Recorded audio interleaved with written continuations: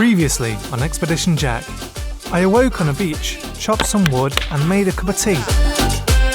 To begin hiking the high coast trail of Sweden. Welcome back to Expedition Jack. You join me back on top, soaking in the sun and picking out where I would like to camp for the night. But first, I have to make it down in one piece. And now we start the descent into the gorge.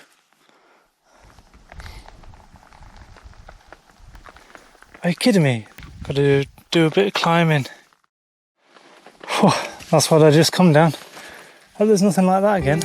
You know when you speak too soon? No, there's more. This was that moment.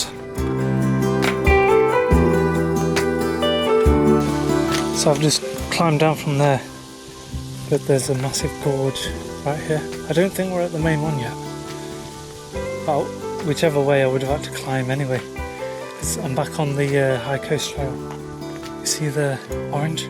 What I truly love about hiking is that you already have a rough idea of what you're going to see and experience. Even so, nothing can prepare you for the sense of discovery. This was awaiting for me just over that hill. Pure magic.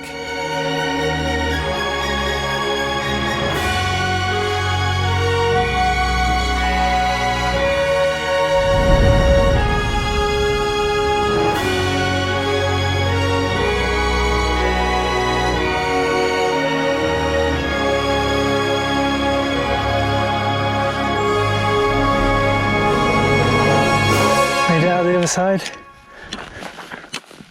come down from there through the gorge, and there's the lakes. I think I'm camping on the edge of this one, which is where I'm heading, so let's continue. I think I'm nearly there. I'm just descending down this path and now I've got the lake on the side. Nearly there. I'm gonna have a swim before the sun goes down and wash my clothes. So I've made it to the lake. A few people here. They're cooking up some food. So nice.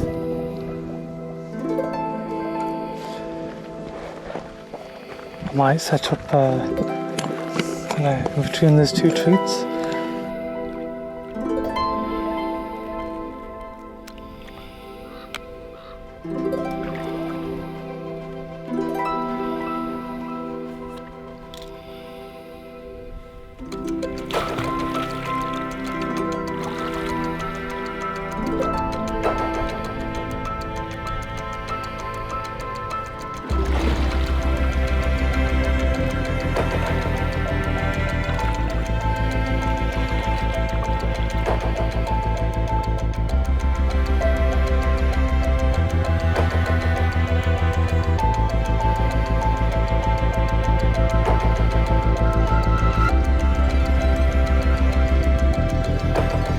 This marks the end to a very successful day.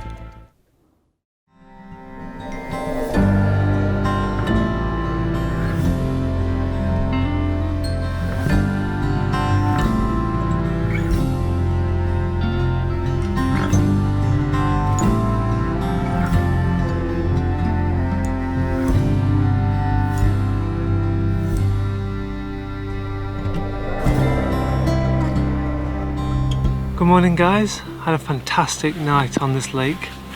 I'll put the name of the lake on screen. But all the time I was hiking down here, I got this horrible thought that, oh, what if this is salt water and it's like connected to the sea somehow, because I was desperate for some water.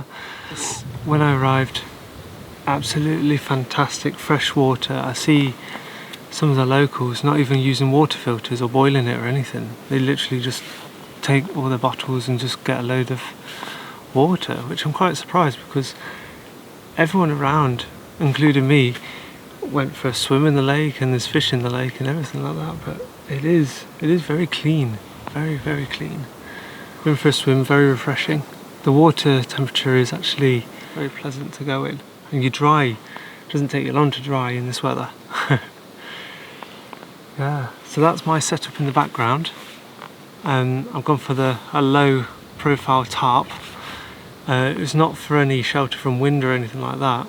It was mainly for the sun in the morning, because the sun was over there last night and I knew that in the morning it rises over here, which it has, and it just kept giving me a ton of shade, which is beautiful, absolutely beautiful. So then I can have a lie-in and not be bothered by the sun coming up at like 2 in the morning. And then I just strung up my bug net on the inside. I thought, there doesn't seem to be that many biting bugs here, but then it seems like all the bugs have a rotation. Different bugs come out at a different hour, and yeah, the mozzies do show up at night or in the evening. So I was really pleased. I just rigged it up anyway, and yeah, it saved me from getting eaten alive. But it's so nice in this hot weather using a tarp, that breathability. I must say though, a tarp after a hike is very versatile. It really shows your experience with it, because this is only my 3rd time with a tarp.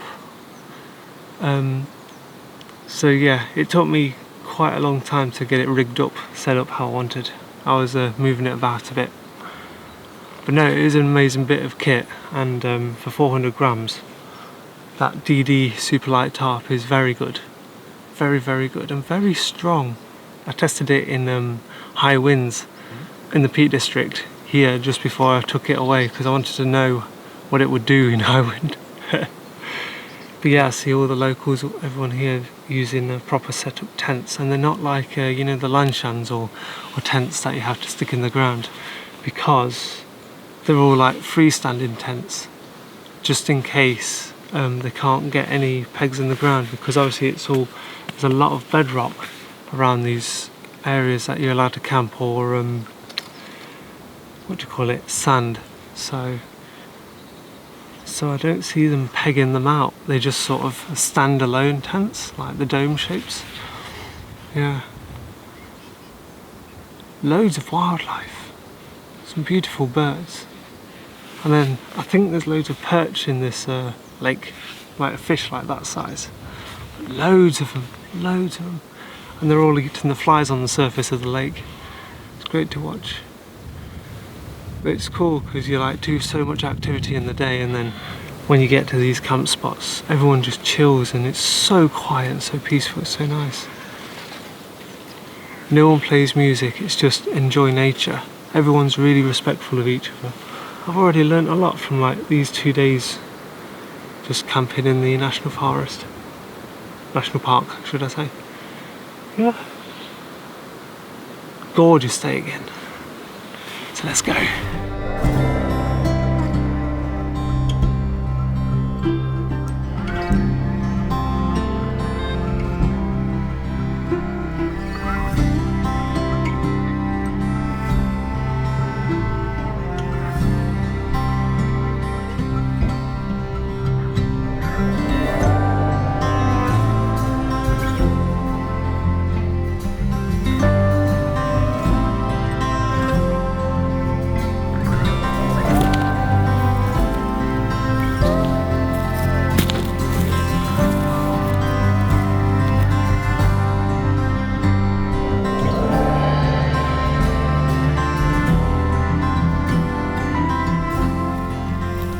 So I've made it away from the lake, topped up on water, because where I'm going around the lake and then making my way to the coast, and there's not many rivers or water sources that side until I get quite far down, roughly back where I was. So I've topped up on water. Nice thing is, I've got quite a bit of food in my pack. I've worked out how much grams I've eaten, and then allowed myself more water in my bladder, in my this one, because I've got a 3 litre bladder. Normally I only top it up to like 1 to 1.5 litres, but now I'm carrying 2.5 litres because I now have the capacity to carry that, which is really nice, really nice. And then I've got this on my belt. This is great. They gave me this little water bottle at the Via Ferrata, the climbing centre. And this attachment and everything. I'm going to use this constantly. It's so handy. So you can do everything. So yeah, got my map, my trusty map in the map pocket. Yeah, so I'm now heading east around the lake, and then I've got a choice of a few different trails to go on. I think I'll just take the most direct way to the coast, because the other one actually goes over a bit of a ridge hill thing. There's no point doing that when you're just going to come back. Geological site to see, and some ruins. There's loads of ruins along the coast. Ruins, remains, human remains, you know, like graves. It's absolutely gorgeous last night to actually get a bit of a refreshment with the lake, going for a swim, doing a proper wash, which I haven't been able to do since I've been hiking, and washed all my clothes and everything. You just feel really rejuvenated, ready to go for the next day. So, let's go to the coast.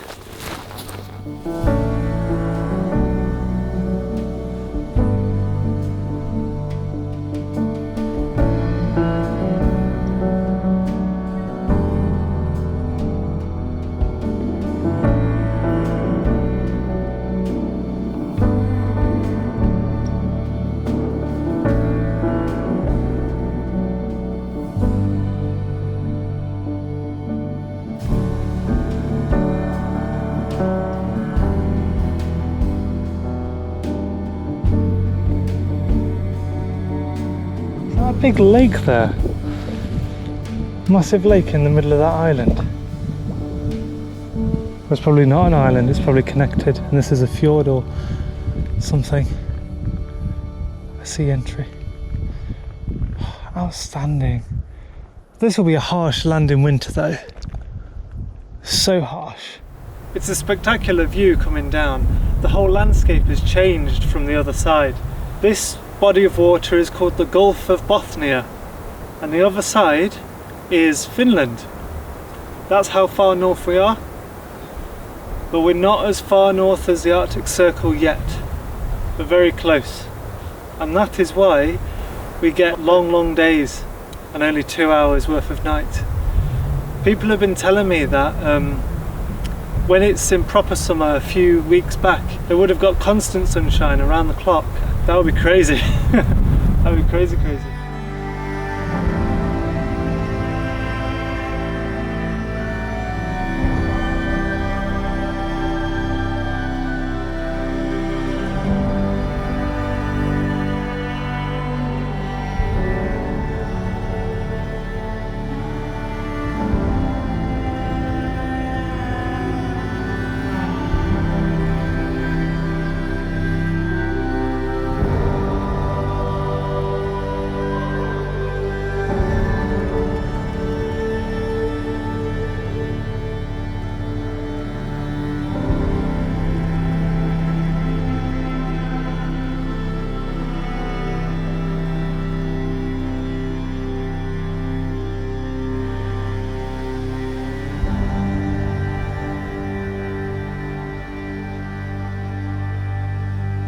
This series is brought to you by Höga Kusten Destination. So I've just made it off this trail and seen some fantastic ruins of old human remain burial sites, and they've always planted a tree in the middle, and you see how like tall it's gotten. It's crazy. Mike was telling me from MCQ Bushcraft that the trees here, the pine in particular, take twice as long to grow, so you'll see them really skinny but really dense, because the winter is so long and not much light that they do all their growing in the summer, but then it's only cut down to half a year, isn't it? And to keep it all insulated so they're not losing too much energy, the tree grows quite narrow and up. So some of these trees are a lot older than what you may think. So yeah, I've just linked up with this path. But you could increasingly smell the salt water off the sea, and I think it's only just over there. That's where I'm going. Now I'm following the coast.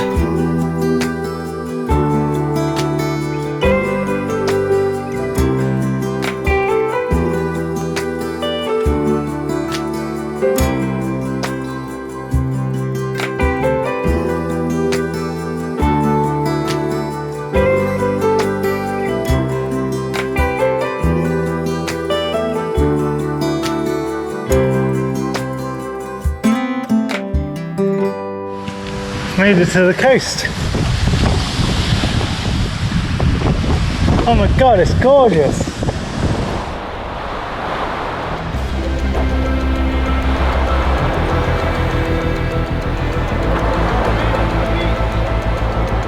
As you can gather, I'm pretty pleased with myself.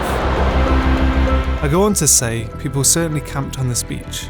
However, it's just too loud and windy today. Tell you what, it's a bit noisy with the waves. You would be better off in the protection of the tree line.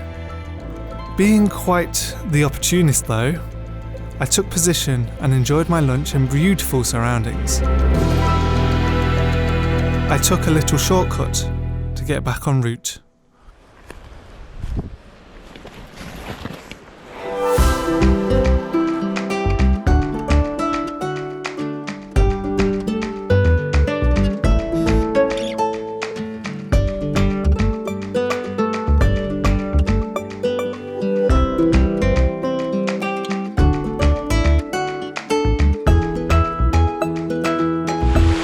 Near enough there.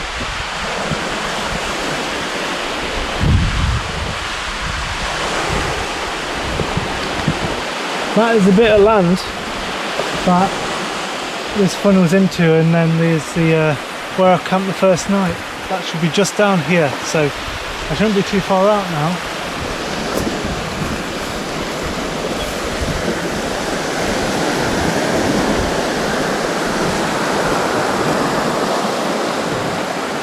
There it is, that's where I camped on the first day. Spectacular. I could either go around here to there, but I think I'm going to go back in the bush because there's nice shade. Much prefer the shade right now.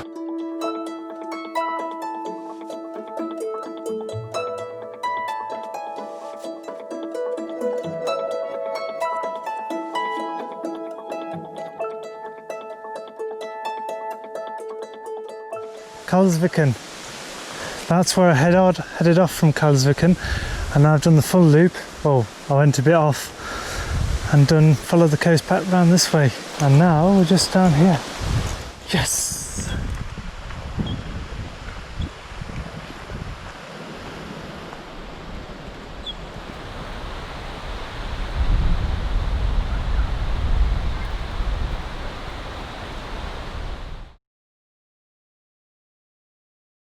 Made it back to base. It's only 2:30 now, and done that in good time, really good time. Yeah, that's what you can see. We've got massive log piles and a shed of wood ready to use. It's absolutely amazing. We've got all this access to everything, and there's plenty of camping spots for tents, especially here, and you're allowed to have fire. So I'm gonna leave this one here, guys, and I'll see you in the next one. Thanks for watching, and stay tuned to join the expedition. Thanks, guys.